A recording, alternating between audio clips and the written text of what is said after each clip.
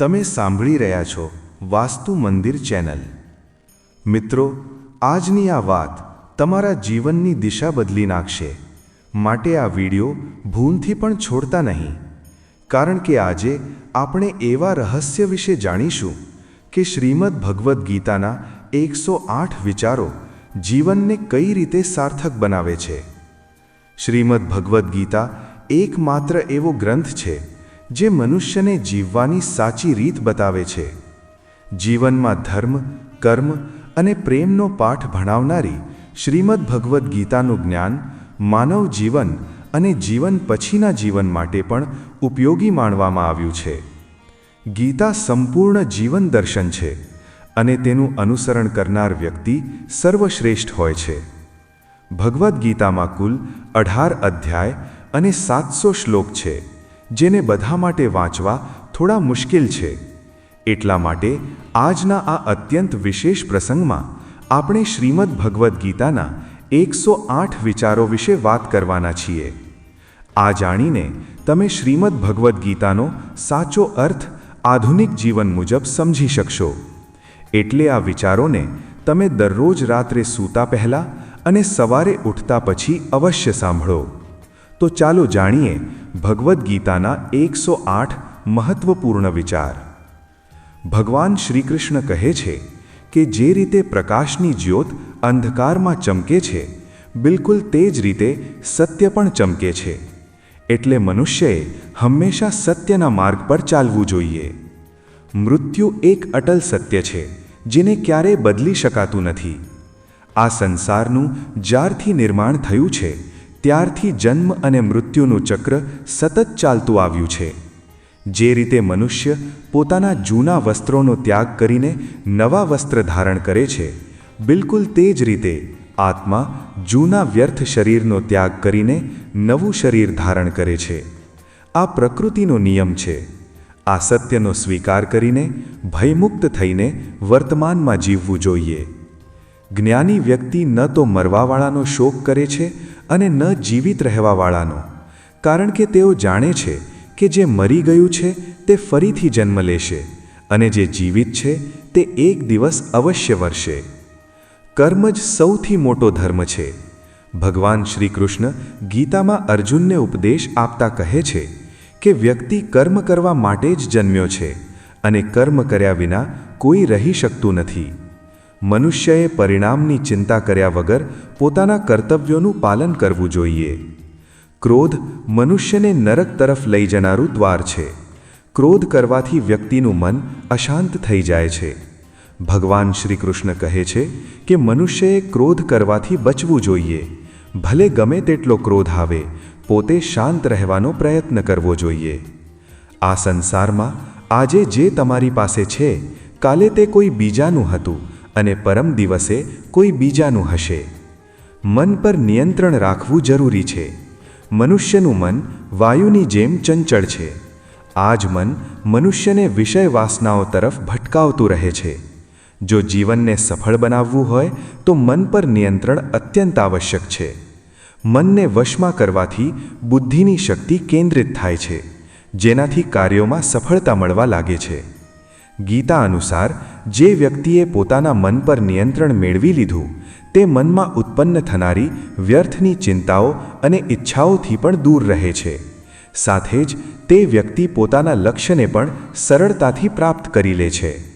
જો મનને વશમાં નહીં કરો તો તે જ તમારો સૌથી મોટો શત્રુ બની જશે। હંમેશા શંકા કરવાવાળી વ્યક્તિ ક્યારેય શાંતિ પ્રાપ્ત કરી શકતી નથી। વધુ શંકા કરવાથી મનની શાંતિ ભંગ થઈ જાય છે અને વ્યક્તિ ભ્રમિત થઈને પોતાના સંબંધોને નષ્ટ કરી નાખે છે। શારીરિક સુંદરતા મનને આકર્ષિત કરે છે, જ્યારે સ્વભાવની સુંદરતા હૃદયને આકર્ષિત કરે છે। એટલે મનુષ્યનો સ્વભાવ હંમેશા નિર્મળ હોવો જોઈએ। કોણ શું કરી રહ્યું છે, કેવી રીતે કરી રહ્યું છે અને શા માટે કરી રહ્યું છે, આ બધાથી જેટલા દૂર રહેશો એટલા જ વધારે સુખી રહેશો। જીવનમાં આપણે કેટલા સાચા છીએ અને કેટલા ખોટા છીએ, આ માત્ર બે જ જાણે છે, એક પરમાત્મા અને બીજો આપણો આત્મા। ભગવાન શ્રી કૃષ્ણ કહે છે કે જે મનુષ્યની અંદર જ્ઞાનની ઉણપ હોય છે અને ઈશ્વરમાં શ્રદ્ધા નથી હોતી, તે જીવનમાં ક્યારેય પણ સાચા આનંદ અને સફળતાને પ્રાપ્ત કરી શકતો નથી. મોહ વિનાશનું કારણ હોય છે. મનુષ્યના દુઃખોનું મૂળ કારણ તેનો મોહ જ છે. તે જેટલો વધારે મોહ કરે છે એટલું જ વધારે કષ્ટ ભોગવે છે. પશ્ચાતાપ ભૂતકાળને નથી બદલી શકતો અને ચિંતા ભવિષ્યને નથી સુધારી શકતી. એટલે વર્તમાનનો આનંદ લેવો જ જીવનનું સાચું સુખ છે. શ્રી કૃષ્ણ કહે છે, જે તમારો સાથ આપે છે તમે તેનો સાથ આપો, અને જે તમને દગો આપે છે તેનો ત્યાગ કરો.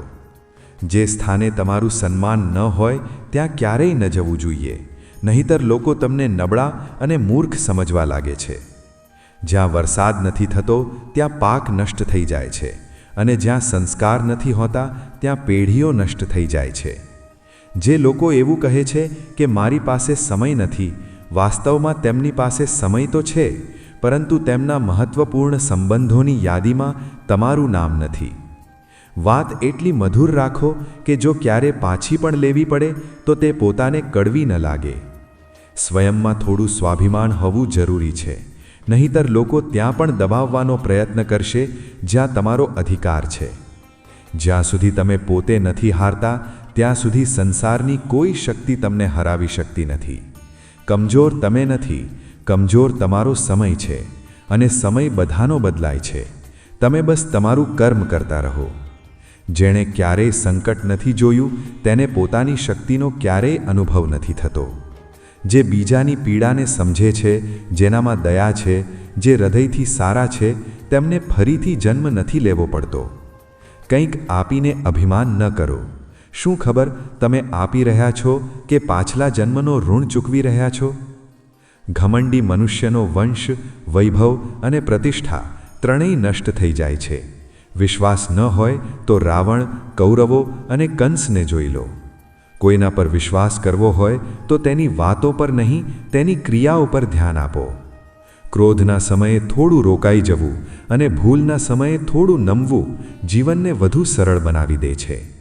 શ્રી કૃષ્ણ કહે છે, જે મનુષ્ય મને જાણી લે છે તે જન્મ મરણના બંધનોથી મુક્ત થઈ જાય છે. જે મનુષ્ય શ્રીમદ ભગવદ્ ગીતાને વાંચીને અને જાણીને પણ તેનાથી દૂર ભાગે છે તેનું ક્યારેય કલ્યાણ નથી થતું. જે મનુષ્યના ભાગ્યમાં હોય છે તે તેને મળીને જ રહે છે, અને જે તેના ભાગ્યમાં નથી હોતું તે પાસે આવીને પણ દૂર થઈ જાય છે. જેમ હવાના ઝાપટા હોડીને ભટકાવી દે છે, તેમ જ મનુષ્યની ઈચ્છાઓ તેની બુદ્ધિને ભટકાવી દે છે. જે મનુષ્ય સુખ દુઃખમાં, માન અપમાનમાં સંભાવ રાખે છે તે જ મને અત્યંત પ્રિય છે. આ સંસાર મારી જ માયા છે. આ સંસાર મારાથી જ ઉત્પન્ન થયો છે. હું જ તેનું પાલન પોષણ કરું છું, અને હું જ આ સૃષ્ટિનો સંહાર કરું છું. હું ભૂત, વર્તમાન અને ભવિષ્યના તમામ પ્રાણીઓને જાણું છું, પણ વાસ્તવિક રૂપમાં મને કોઈ નથી જાણતું.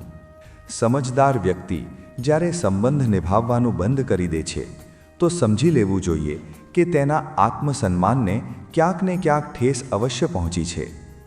પ્રેમ હંમેશા ક્ષમા માંગવાનું પસંદ કરે છે, અને અહંકાર હંમેશા ક્ષમા સાંભળવા ઈચ્છે છે.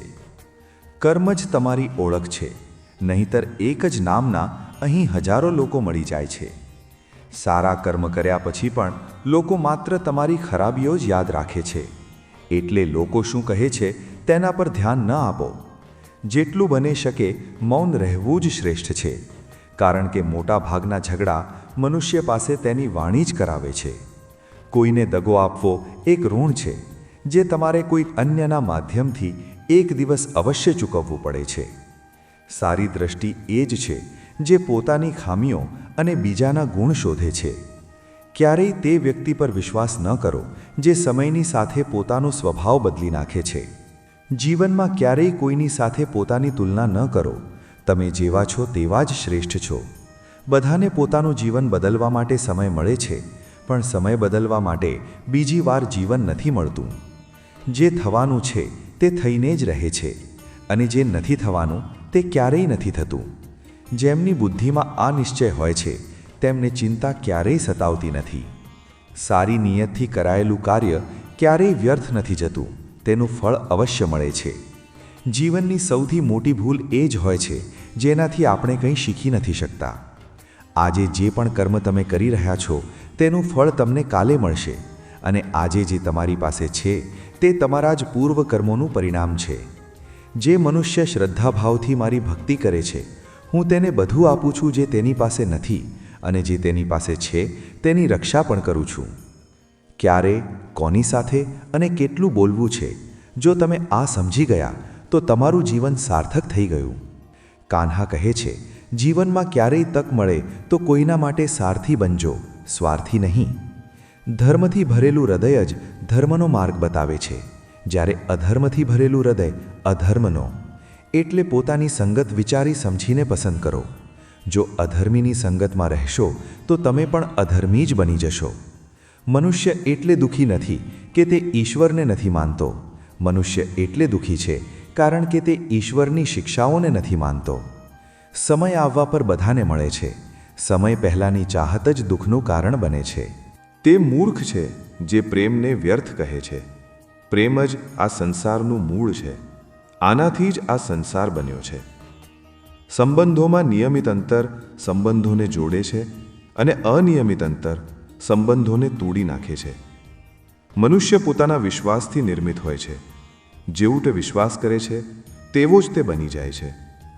આ સંસારમાં ભાગ્યથી વધારે અને સમયથી પહેલાં ના કોઈને મળ્યું છે ન ક્યારેય મળશે.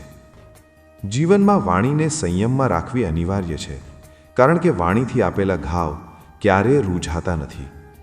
શ્રી કૃષ્ણ કહે છે, ધર્મ માટે લડતા શીખો, અધર્મનો વિરોધ કરતા શીખો, અને પોતાના માટે ત્યાગ કરતા શીખો. સત્ય હંમેશા પાણીમાં તેલના એક ટીપા સમાન હોય છે. ગમે તેટલું પાણી નાખો, તે ઉપર જ તરતું રહે છે. પોતાના જીવનમાં ક્યારેય પણ ના આનંદમાં વચન આપો, ના ક્રોધમાં ઉત્તર આપો, અને ના દુઃખમાં કોઈ નિર્ણય લો. કોઈ વ્યક્તિ ભલે લાખ વાતો જાણી લે, ભલે પૂરા જગતને જાણી લે, પણ જો તે પોતાને નથી જાણતો તો તે અજ્ઞાની જ છે. જો કોઈ તમને ઠુકરાવી દે તો ખરાબ ન લગાડતા, કારણ કે તેઓ તમારી કિંમત નથી જાણતા. જે સંબંધ આપણને રડાવી દે તેનાથી ઊંડો કોઈ સંબંધ નથી. જે સંબંધ રડતા મૂકી દે તેનાથી નબળો કોઈ સંબંધ નથી. અને ખરાબ સમયમાં પણ જે સંબંધ નિભાવે તેનાથી મોટો કોઈ સંબંધ નથી. જે લાગણીઓને સમજે તે પોતાનું છે. જે લાગણીઓથી પર રહીને પણ પાસે રહે તે પોતાનું છે, અને જે પાસે રહીને પણ દૂર હોય તે પારકું છે. મનુષ્ય હંમેશા પોતાના ભાગ્યને કોસે છે, એ જાણતા હોવા છતાં કે ભાગ્યથી ઊંચું તેનું કર્મ છે જે તેના પોતાના હાથમાં છે.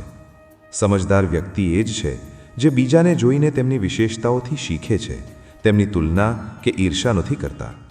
આ દુનિયામાં કોઈ કોઈનું સાચું સહાનુભૂતિ રાખવાવાળું નથી હોતું. શબને સ્મશાનમાં રાખીને પોતાના જ પૂછે છે, હજુ કેટલો સમય લાગશે? દુઃખ આવવું પણ જરૂરી છે, ત્યારે જ જીવન પૂર્ણ થાય છે. માત્ર સુખ મનુષ્યને મજબૂત નથી બનાવતું, ન તો જીવનના બંને પક્ષોથી પરિચિત કરાવે છે.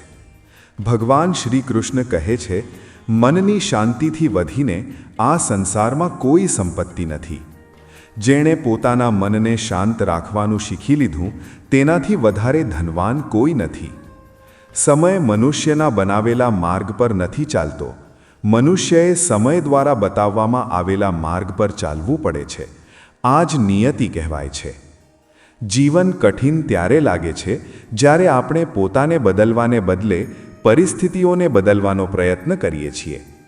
સંસારમાં માત્ર માતા પિતા જ એવા હોય છે જે ઈચ્છા છે કે તેમના બાળકો તેમનાથી પણ વધારે સફળ થાય.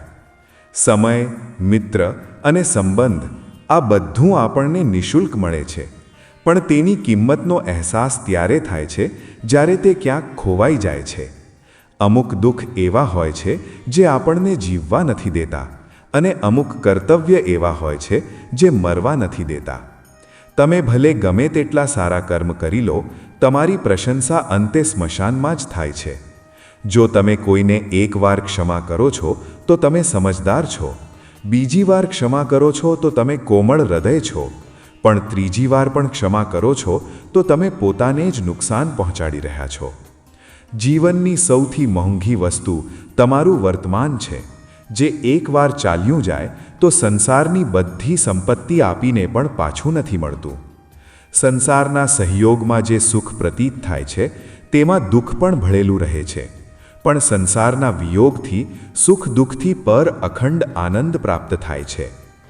ઈશ્વર પાસે કંઈક માંગવા પર જો ન મળે તો તેમનાથી નારાજ ન થતા, કારણ કે ઈશ્વર તે નથી આપતા જે તમને સારું લાગે છે, પણ તે જ આપે છે જે તમારા માટે વાસ્તવમાં સારું હોય છે.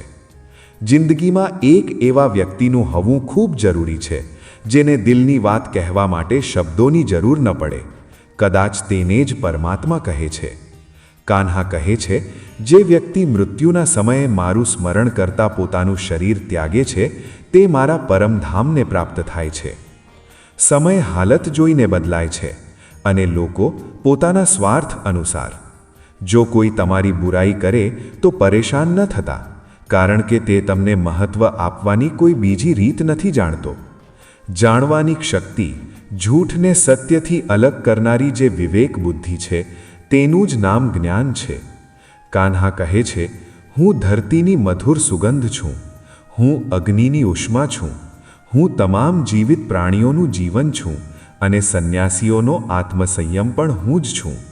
જે રીતે સમુદ્રની પાર જવા માટે હોડી એકમાત્ર સાધન છે, તે જ રીતે સ્વર્ગ માટે સત્ય જ એકમાત્ર મંત્ર છે. આપણે ન બોલીએ તો પણ તે સાંભળી લે છે, એટલે તેમનું નામ પરમાત્મા છે. તે ન બોલે તો પણ આપણને સંભળાય, તેનું જ નામ શ્રદ્ધા છે.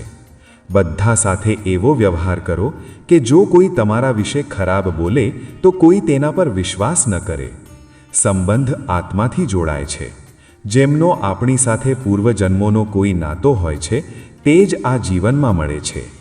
નહીતર આ ભીડમાં કોણ કોને જાણે છે? કાના કહે છે, હું વિધાતા થઈને પણ વિધિના વિધાનને નથી ટાળી શકતો, એટલે જ્યારે જે થવાનું છે તે થઈને જ રહે છે. શસ્ત્ર માત્ર શરીરને ઘાયલ કરે છે, પરંતુ શબ્દ આત્માને પણ ઘાયલ કરી દે છે. સંસારમાં માત્ર માતા પિતા જ એવા હોય છે જે ઈચ્છે છે કે તેમના બાળકો તેમનાથી પણ વધારે સફળ થાય. જીવનના અડધા દુઃખ એ કારણે જન્મ લે છે કે આપણી આશાઓ ખૂબ મોટી હોય છે. આ આશાઓનો ત્યાગ કરીને જુઓ, જીવન સુખમય થઈ જશે. જિંદગીના આ રણમાં પોતે જ કૃષ્ણ અને પોતે જ અર્જુન બનવું પડે છે.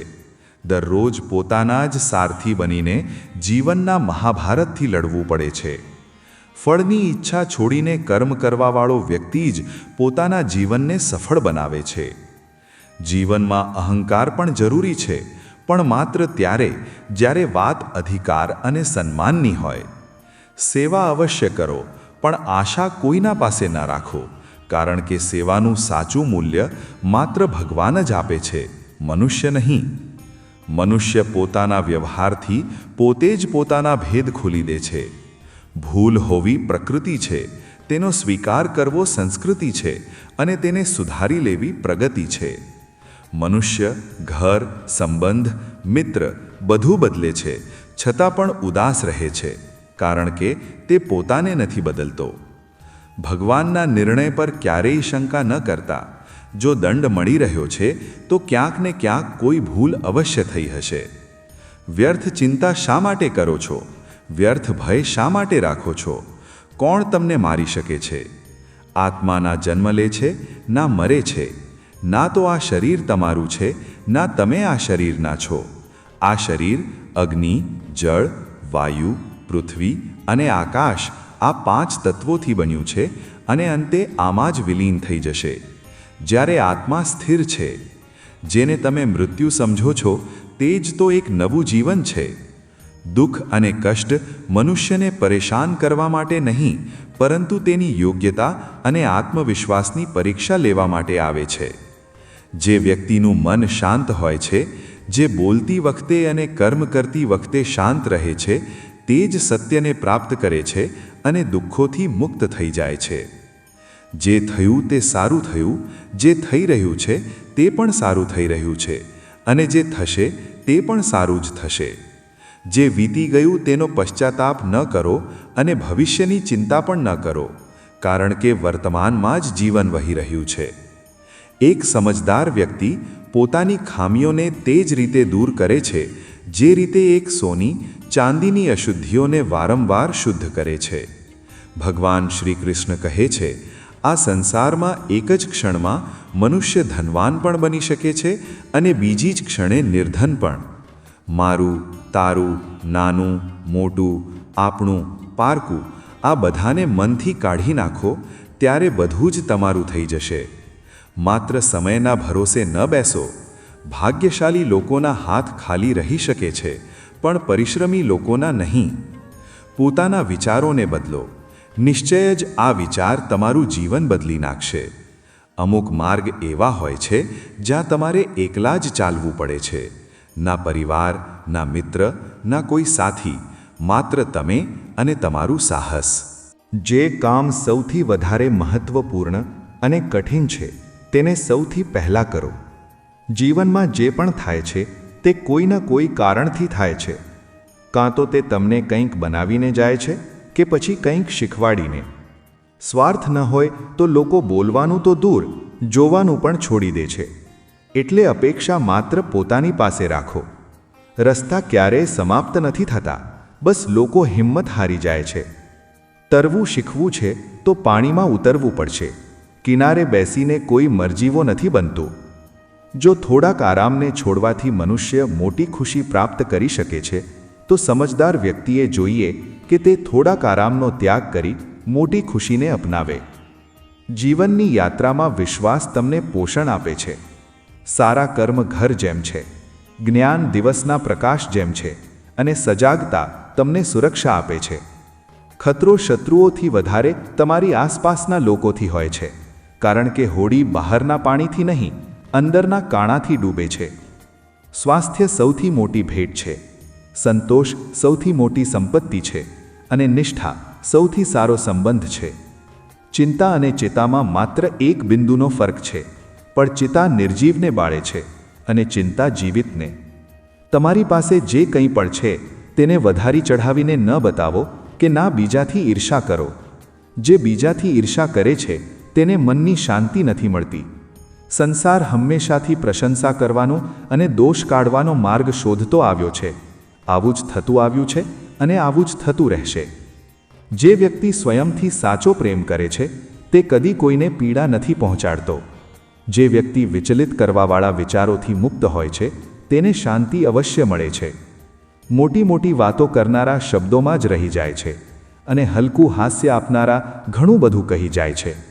જે પાણીથી નાહે તે માત્ર વસ્ત્ર બદલી શકે છે, પણ જે પરિશ્રમના પરસેવાથી નાહે તે ઇતિહાસ બદલી શકે છે.